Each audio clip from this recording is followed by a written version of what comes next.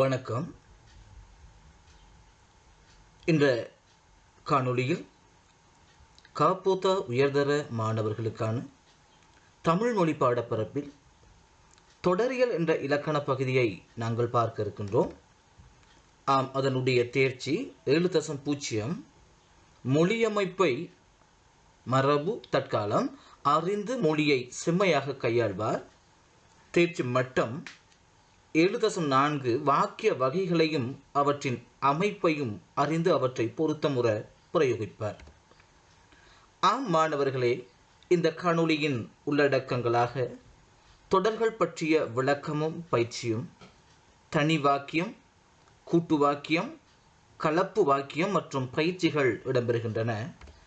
சமகால இலக்கண உலகில் அல்லது சமகால கற்றல் கற்பித்தல் செயற்பாடுகளில் உயர்தர பகுதியில் அதிகமாக செல்வாக்கு செலுத்துகின்ற ஒரு பகுதியாக இத்தொடரியல் பகுதிகள் காணப்படுகின்றன.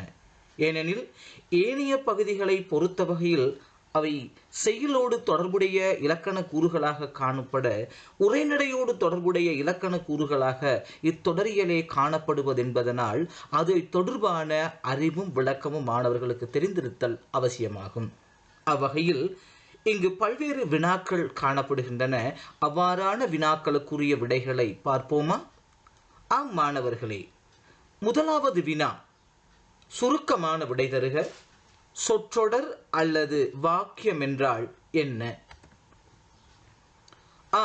சொற்கள் பொருள் தரக்கூடிய வகையில் குறிப்பிடத்தக்க ஒழுங்குமுறையில் ஒன்றுடன் ஒன்று இணைந்து இயங்கும் பொழுது அவற்றை சொற்றொடர் அல்லது வாக்கியம் என்று குறிப்பிடலாம். சொற்கள் இவ்வாறா இணைந்து ஒரு முற்றுப்பொருளை தருமாயின் அது வாக்கியம் எனப்படும். அவ்வாறு முற்றுப்பொருளை தராதனவாய் பொருள் இயைபுடைய வகையில் தொடரும் சொற்கூட்டத்தையே நாம் தொடர் என்கின்றோம். தொடர்ந்து வாக்கிய உறுப்புகளாக அமையும் சொற்றொடர்களை தருக என்ற வினாக்கள் பெறலாம். வாக்கிய வகையின் அல்லது வாக்கிய உறுப்புகளாக அமையும் சொற்றொடர்கள் பற்றி நோக்குகின்ற பொழுது இவை 4 வகைப்படும். ஒன்று பெயர்த்தொடர், மற்றது வினைத்தொடர், மூன்றாவது பெயரடைத்தொடர், 4 வினையடைத்தொடர் என்ற 4 வகையான தொடர்களை நாங்கள் காண முடியும். அதே போன்று மூன்றாவது வினா, அவ்வாறென்றால் பெயர்த்தொடர் என்றால் என்ன? மாணவர்களே, பெயர்த்தொடர் என்பது பெயர் சொல்லொன்றை தலைமை உறுப்பாக கொண்ட தொடர் பெயர்த்தொடர் எனப்படும். இங்கு இந்த உதாரணத்தை பார்த்தால் உங்களுக்கு அது நன்கு புரியும். இங்கு மனிதன் என்ற பெயர் சொல் தொடராக அமைந்திருப்பதை பார்க்கலாம். மனிதன், ஒரு மனிதன், அந்த மனிதன், சிறந்த மனிதன், உயர்ந்து வளர்ந்த மனிதன், அன்று எனக்கு உதவிய மனிதன், நல்ல மனம் படைத்த மனிதர்கள், 4 மனிதர்கள். மேற்கண்ட உதாரணங்களில் ஒரு பெயர்ச்சொல் தலைமை உறுப்பாக காணப்பட ஏனைய சொற்கூறுகள் ஒட்டாக விளங்குவதை காணலாம். இவ்வாறு ஒரு பெயர்ச்சொல்லை தலைமை உறுப்பாக கொண்டிருக்கின்ற தொடரை நாங்கள் பெயர் தொடர் என்று கூறலாம்.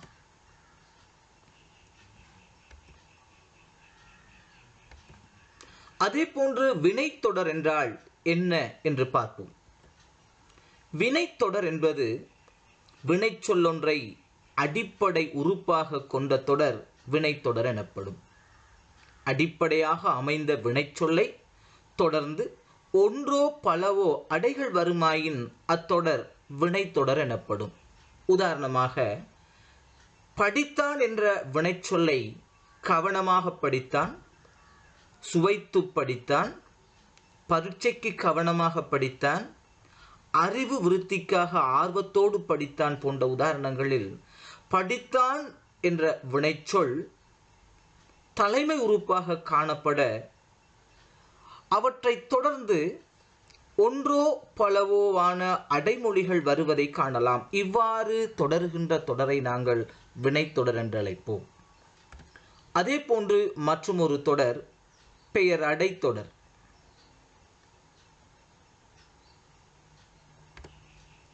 பெயர் அடைத்தொடர் என்பது ஏலவே நாங்கள் குறிப்பிட்டது போல பெயரடை ஒன்று அடிப்படை உறுப்பாக அமைய அதனை விசேடிக்கும் வகையில் வேறு அடைமொழிகள் தொடருமாயின் அத்தகைய தொடர் பெயரடை தொடர் எனப்படும்.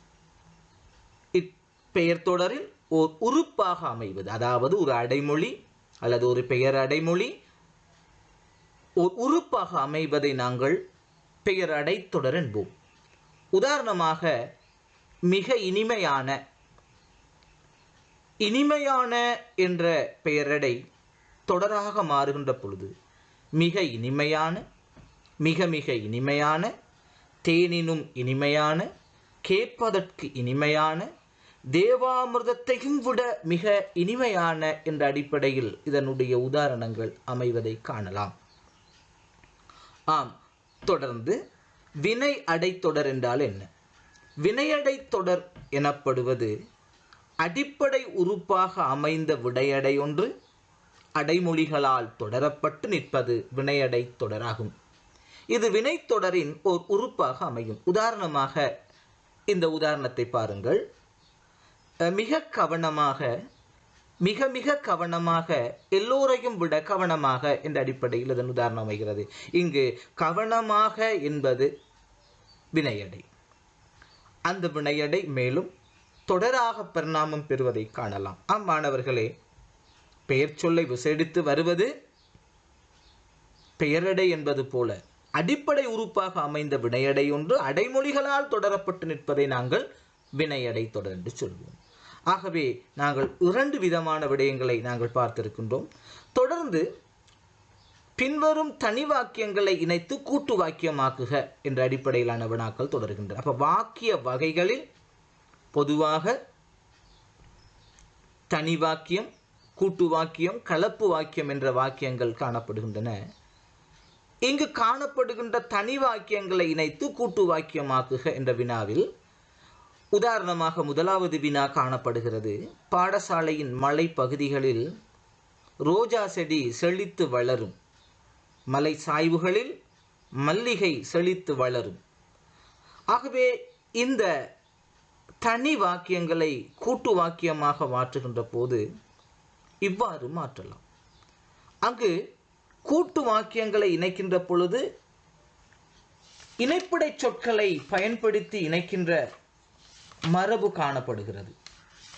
அவ்வகையில் இவ்வாறான கூட்டு வாக்கியங்களை இணைக்கின்ற போது நாங்கள் அவ்வாறான இணைப்பிடை சொற்களை நாங்கள் பயன்படுத்துவதற்கூடாக கூட்டு வாக்கியங்களை அமைக்க முடியும். ஆம், இங்கு பார்த்தீர்களானால் பாடசாலையின் மலை பகுதிகளில் ரோஜா செடியும் சாய்வுகளில் மல்லிகையும் செழித்து வளரும். ஆகவே இங்கு உம்மெனும் இடைச்சொல் இணைக்கப்பட்டு கூட்டு வாக்கியம் ஆக்கப்பட்டிருக்கின்றன. அதே போன்று வினா 2, பொதுமக்கள் குளங்களை சீர்திருத்தினர், பொதுமக்கள் விவசாய அபிவிருத்திக்கு ஆதரவு வழங்கினார்கள்.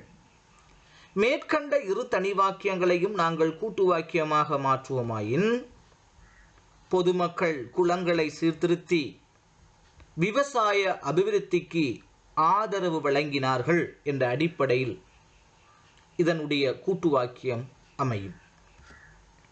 அதே போன்று 3வது வினா, நண்பர்கள் வீட்டுக்கு வந்தனர், ஆற்றில் நீராட சென்றனர், வீடு திரும்பினர், உணவு உண்டு மகிழ்ந்தனர். ஆகவே இங்கு தனி வாக்கியங்கள் காணப்படுகின்றன.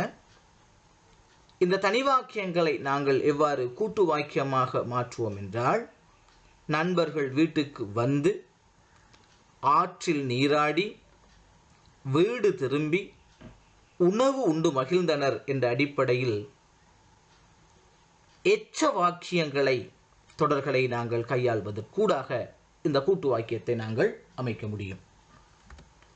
அதே போன்று 4வது வினா, இராணுவ தலைவர் வழிகாட்டினார், படை வீரர்கள் குழுவாக இயங்கினர், செயற்பாட்டில் ஈடுபட்டனர்.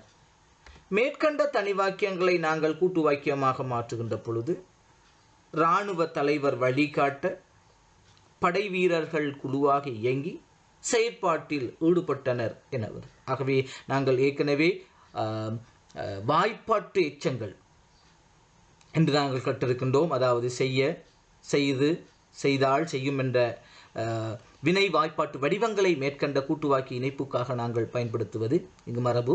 ஆகவே அவ்வகையில் 5வது வினாவாக, ஒரு பாத்திரத்தில் நீரை கொதிக்க வைக்கவும், வெட்டிய காய்கறிகளை அதில் போடவும், காய்கறிகள் வெந்த பின்னர் உப்பையும் மிளகுத்தூளையும் அதனுள் போட்டு நன்றாக கலக்கவும் மரக்கறி சூப் தயார். இவ்வாறு காணப்படுகின்ற தனி வாக்கியங்களையும் நாங்கள் கூட்டு வாக்கியமாக மாற்றலாம். உதாரணமாக, ஒரு பாத்திரத்தில் நீரை கொதிக்க வைத்து, வெற்றிய காய்கறிகளை அதில் போட்டு, காய்கறிகள் வெந்த பின்னர் உப்பை மிளகுத்தூளையும் அதனுள் போட்டு நன்றாக கலக்கினால் மரக்கறி சூப் தயார் என்ற அடிப்படையில் இதனுடைய விடையமைப்பு அமையும். ஆம் மாணவர்களே, மற்றொரு வினா இணைக்குக என்ற தலைப்பிலான வினா. இங்கு 11 கூறுகள் காணப்படுகின்றன. அதாவது பெயர் பயனிலை வாக்கியம், வினை பயனிலை வாக்கியம், வினை தொக்கிய வாக்கியம், வினா வாக்கியம், வினா சொல் போன்றவன காணப்படுகின்றன. அவற்றுக்கான உதாரணங்கள் மறுபுறத்திலே காணப்படுகின்றன. இவற்றுக்கு பொருத்தமான விடைகளை நீங்கள் இணைக்க வேண்டும். எப்போது பாடசாலை ஆரம்பமாகும்? அவன் வரவில்லை, நீ வருவாய் என இருந்தேன், இதை செய்யாதே, கண்ணனுக்கு காய்ச்சல், அவன் சிரித்தான், பாரதியார் ஒரு கவிஞர், நீங்கள் வருவீர்களா, அவன் மரத்தை வெட்டினான் போன்ற வகையிலான விடைகள் காணப்படுகின்றன. இந்த விடைகளை பொருத்தமான வகையில் இணைப்பது அடுத்த வினாவாக அமைகிறது.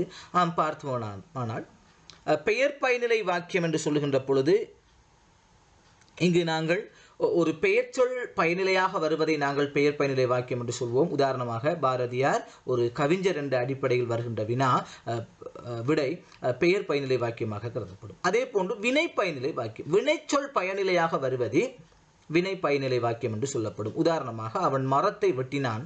இங்கு வெட்டினான் என்பது வினைச்சொல். ஆகவே இந்த வினைச்சொல் இந்த வாக்கிய தொடரில் வினைச்சொல்லாக வந்திருக்கிறது. அதே போன்று வினை தொக்கிய வாக்கியம், வினை தொக்கிய வாக்கியம் என்று சொல்லுகின்ற பொழுது வினைச்சொற்கள் மறைந்து வருவதை நாங்கள் வினை தொக்கிய வாக்கியம் என்று சொல்வோம். உதாரணமாக, கண்ணனுக்கு காய்ச்சல் என்ற விடையில் உதாரணத்தில் நாங்கள் பார்க்கலாம், கண்ணனுக்கு காய்ச்சல் இருக்கிறது, கண்ணனுக்கு காய்ச்சல் வரும் போன்ற விடைகள் அதனுடைய இறுதிக்கூறாக அமையும். ஆகவே இங்கு வினை தொக்கிய வாக்கியமாக அமைவது கண்ணனுக்கு காய்ச்சல் என்று சொல்லவாகும். அதே போன்று வினா வாக்கியங்கள், இங்கு வினா வாக்கியம் என்று சொல்லுகிற பொழுது எப்போது பாடசாலை ஆரம்பம், அதே போன்று இதை செய்யாதே, மன்னிக்கவும், வினா வாக்கியம் எப்போது பாடசாலை ஆரம்பமாகும், அதே போன்று நீங்கள் வருவீர்களா போன்ற வாக்கியங்கள் வினா வாக்கியங்களாக அமையும்.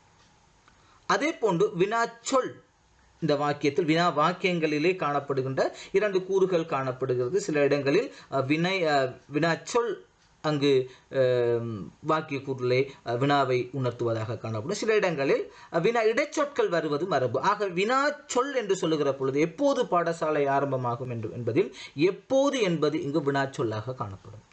அதே போன்று வினா இடைச்சொல் என்று சொல்லுகிற பொழுது இங்கு நீங்கள் வருவீர்களா என்ற அந்த விடையில் நீங்கள் வருவீர்களா என்பதில் அங்கு ஆ என்பது அந்த வினையினுடைய ஈற்று எழுத்தாக வந்து ஆ என்பது அங்கு வினா பண்பை குறித்து நிற்கிறது. அதே போன்று எழுவாய் தொக்கிய வாக்கியம், இங்கு ஏற்கனவே நாங்கள் பயனில வினை தொக்கிய வாக்கியத்தை பார்த்தோம். இப்போ எழுவாய் தொக்கிய வாக்கியம். உதாரணமாக, நீ வருவாய் என இருந்தேன். யார் இருந்தேன் என்ற வினாவை எழுப்புகின்ற பொழுது நான் என்பது அங்கு வினாவாக, அதாவது அந்த வாக்கியத்தினுடைய எழுவாயாக காணப்படும். இந்த வாக்கியம் எழுவாய் தொக்கிய வாக்கியம் எனப்படும். அதே போன்று செயற்படு பொருள் குன்றிய வாக்கியம், செயற்படு பொருள் வெளிப்பட்டோ மறைந்தோ நிற்குமாயின் அதை நாங்கள் செயற்படு பொருள் குன்றிய வாக்கியம், செயற்படு பொருள் குன்றாத வாக்கியம் என்ற வகையில் வகைப்படுத்தலாம். உதாரணமாக, செயற்பொருள் குன்றிய வாக்கியம் என்பது இங்கு செயற்படு பொருள் மறைந்திருப்பதை குறிக்கும். உதாரணமாக, அவன் சிரித்தான் என்ற வாக்கியத்தில் அவன் எதை சிரித்தான் அல்லது எதை சிரித்தான் என்ற வினாவை நாங்கள் எழுப்புகின்ற பொழுது அவற்றுக்கான விடை அங்கு வராது. எதை சிரித்தான் என்பதற்கு விடை இல்லை, அங்கு மறைந்திருக்கிறது. இதை சொல்வோம் செயற்படு பொருள் குன்றிய வாக்கியம் என்று.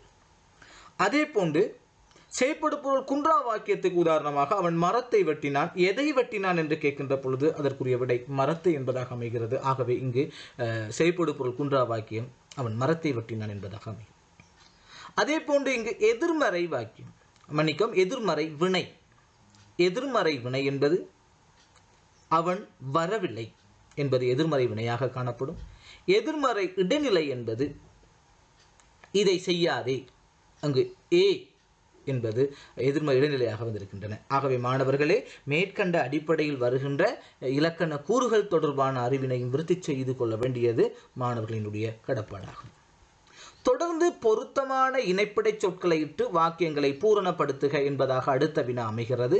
இங்கு பாருங்கள், நான் தமிழ் இலக்கியம் படித்தேன், குமார் தமிழ் இலக்கியம் படிக்கவில்லை.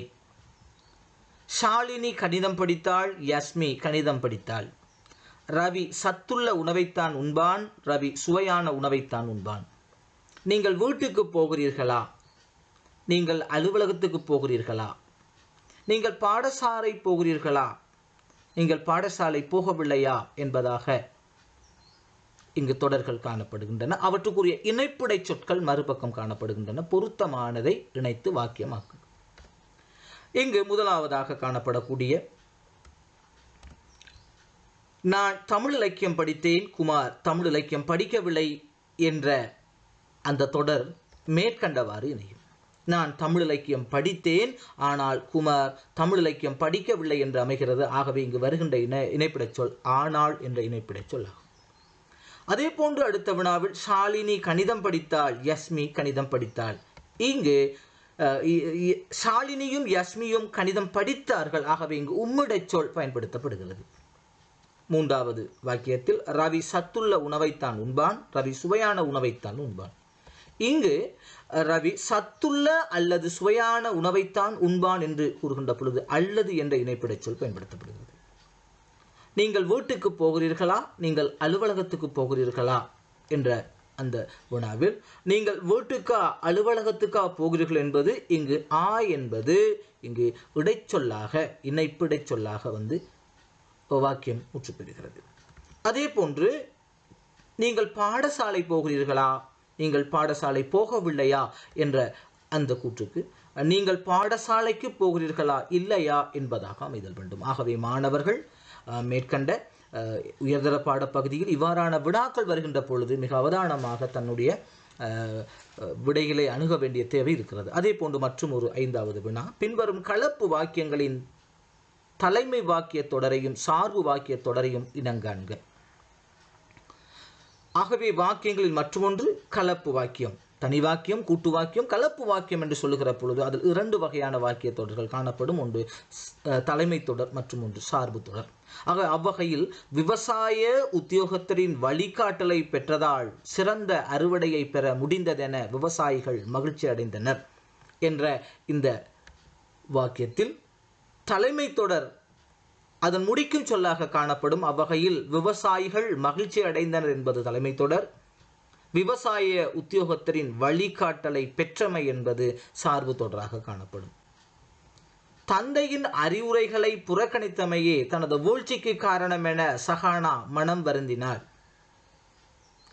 என்ற கலப்பு வாக்கியத்தின் தலைமை தொடர் சஹானா மனம் வருந்தினால், தந்தை அறிவுரைகளை புறக்கணித்தமையே தனது வீழ்ச்சிக்கு காரணம் என்பது சார்பு தொடராக அமையும்.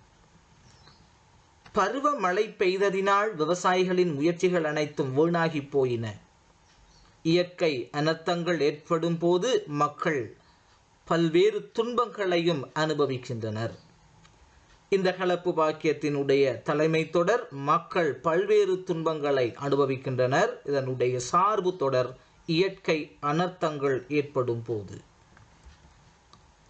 அடுத்த வினா, சிறுமியின் இனிமையான பாடலை கேட்டு அனைவரும் மகிழ்ச்சி அடைந்தனர். இவ்வாறான கலப்பு வாக்கியத்தினுடைய தலைமை தொடர் அனைவரும் மகிழ்ச்சி அடைந்தனர், சார்பு தொடர் சிறுமியின் இனிமையான பாடலை கேட்டு என்பதாக அமையும்.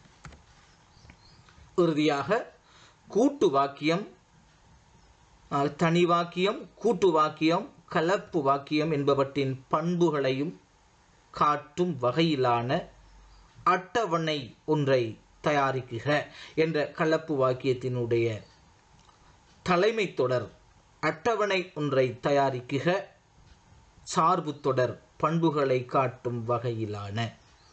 ஆகவே கலப்பு வாக்கிய தொடர்கள் பற்றி கற்கின்ற பொழுது மாணவர்கள் அதனுடைய தலைமை தொடர் சார்பு தொடர் பற்றிய தெளிவான விளக்கத்தினை பெற்றுக்கொள்ள வேண்டும்.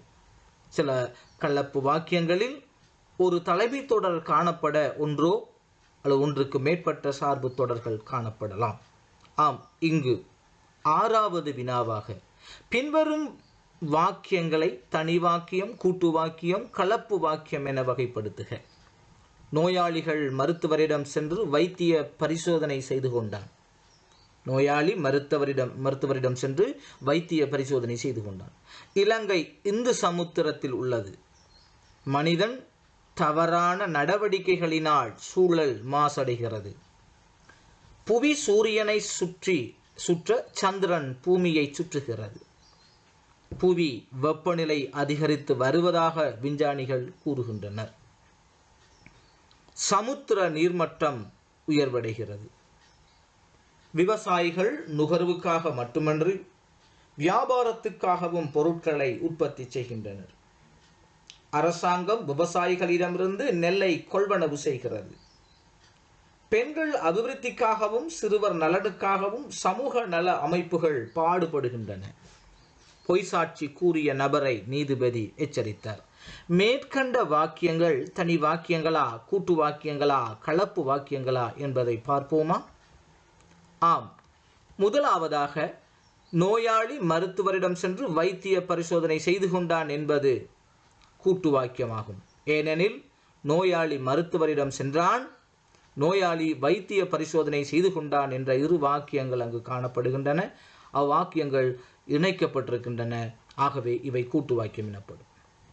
தொடர்ந்து இலங்கை இந்து சமுத்திரத்தில் உள்ளது என்பது தனி வாக்கியமாகும். மூன்றாவதாக மனிதன் தவறான நடவடிக்கைகளினால் சூழல் மாசடைகிறது என்பது கலப்பு வாக்கியமாகும். ஏனெனில் சூழல் மாசடைகிறது என்பது இங்கு தலைமை தொடர். அதற்கு காரணம் மனிதனின் தவறான நடத்தைகள் என்பது சார்பு தொடராக காணப்படுகின்றன. நான்காவதாக புவி சூரியனை சுற்ற சந்திரன் பூமியை சுற்றுகிறது என்பது கூட்டு வாக்கியமாகும். அதாவது புவி சூரியனை சுற்றுகிறது, சந்திரன் பூமியை சுற்றுகிறது என்ற தனி வாக்கியங்கள் இணைக்கப்பட்டிருக்கின்றன. அடுத்ததாக புவியின் வெப்பநிலை அதிகரித்து வருவதாக விஞ்ஞானிகள் கூறுகின்றனர். இது கலப்பு வாக்கியமாகும். ஏனெனில் விஞ்ஞானிகள் கூறுகின்றனர் என்பது இங்கு தலைமை தொடராகவும் புவியின் வெப்பநிலை அதிகரிப்பு இங்கு சார்பு தொடராகவும் காணப்படுகிறது. சமுத்திர நீர்மட்டம் உயர்வடைகிறது. இது தனி வாக்கியமாகும். ஏனெனில் ஒரு எழுவாயும் ஒரு பயனிலையும் கொண்டிருக்கின்ற தொடர். அடுத்ததாக விவசாயிகள் நுகர்வுக்காக மட்டுமன்றி வியாபாரத்துக்காகவும் பொருட்களை உற்பத்தி செய்கின்றனர். இது கூட்டு வாக்கியமாகும். விவசாயிகள் நுகர்வுக்காக மட்டுமன்றி வியாபாரத்துக்காகவும் பொருட்களை உற்பத்தி செய்ய, ஏனெனில் மட்டுமன்றி என்ற இணைப்பிடை சொல்லை கொண்டு இவ்வாக்கியம் இணைக்கப்பட்டிருக்கிறது. ஆகவே விவசாயிகள் நுகர்வுக்காக பொருட்களை உற்பத்தி செய்கின்றனர், விவசாயிகள் வியாபாரத்துக்காக பொருட்களை உற்பத்தி செய்கின்றனர் என்ற அடிப்படையில் இடைச்சொல்லும் மற்றொன்று என்ற இடைச்சொல்லும் இங்கு இணைக்கப்பட்டு கூட்டு வாக்கியம் அமைக்கப்பட்டிருக்கிறது. அடுத்ததாக அரசாங்கம் விவசாயிகளிடமிருந்து நெல்லை கொள்வனவு செய்கிறது. இது தனி வாக்கியமாகும். ஒன்பதாவது பெண்கள் அபிவிருத்திக்காகவும் சிறுவர் நலனுக்காகவும் சமூக நல அமைப்புகள் பாடுபடுகின்றன. இது கூட்டு வாக்கியம்.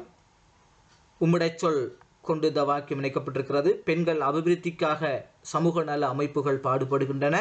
பெண்கள் சிறுவர் நலனுக்காக சமூக நல அமைப்புகள் பாடுபடுகின்றன என்பதாக அமையும். இறுதியாக பொய்சாட்சி கூறிய நபரை நீதிபதி எச்சரித்தார். இது கலப்பு வாக்கியமாகும். நீதிபதி எச்சரித்தார் என்பது தலைமை தொடர். பொய்சாட்சி கூறிய நபர் இங்கு சார்பு தொடராக காணப்படுகிறது.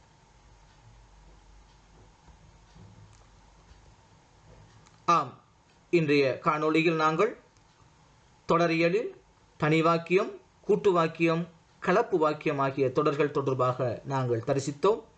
இந்த தரிசனங்களை உள்வாங்கிக் கொண்டு மேலதிக பயிற்சிகளில் ஈடுபடுமாறு வேண்டி மற்றொரு காணொளியில் உங்களை சந்திக்கும் வரை உங்களிடம் விடைபெறும் நான் உங்கள் ஆசிரியர் செந்தில்குமார்.